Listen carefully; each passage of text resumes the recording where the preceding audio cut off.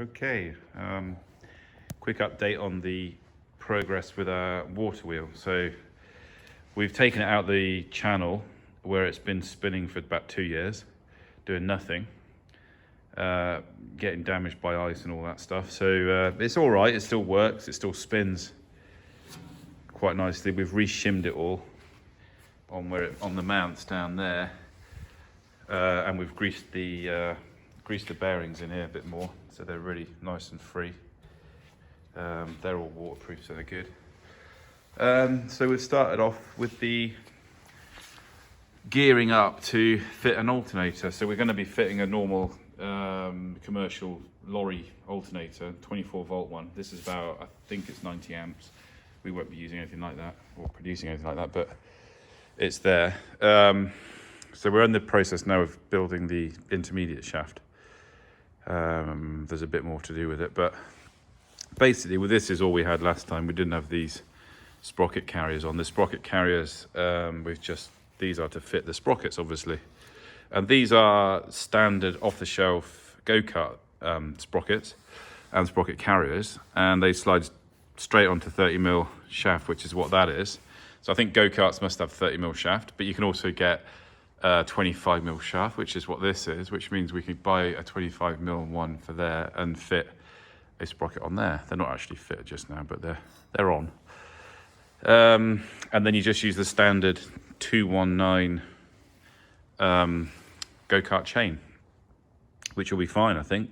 If it can run a go-kart, it can easily be strong enough for this, I would have thought. We're hoping to get about 0.5 kilowatt off this, which will be 24/7, which will be great. Which is basically 12 kilowatt hours a day, which would be fine. Could run a house off that. So what we've done is we've just bolted some aluminium angle under there, both sides, to create a little table, so that we could then bolt this piece of plywood down, which we've coated in epoxy to protect it a bit. That's bolted down with these four bolts there, and we've then lined it all up so that this shaft is dead in parallel with the main drive shaft down there. It's hard to show you on here, but it is. And we've done it by putting the two carriers, the sprocket carriers, on both, and then putting a straight edge on them, and they're both perfect. So that's good. The chains won't fall off. And then the idea is, this shaft obviously is way too long at the moment. We're going to cut it. We're going to be fitting a very small sprocket. This one, which needs boring out. It's got a tapered hole in it at the moment. I think it's off a Rotax, this. I'm not sure how many teeth it is. I think it's 12. So this is 90 and this is 12, which means this will spin this up from 40 up to somewhere about 360. I don't know.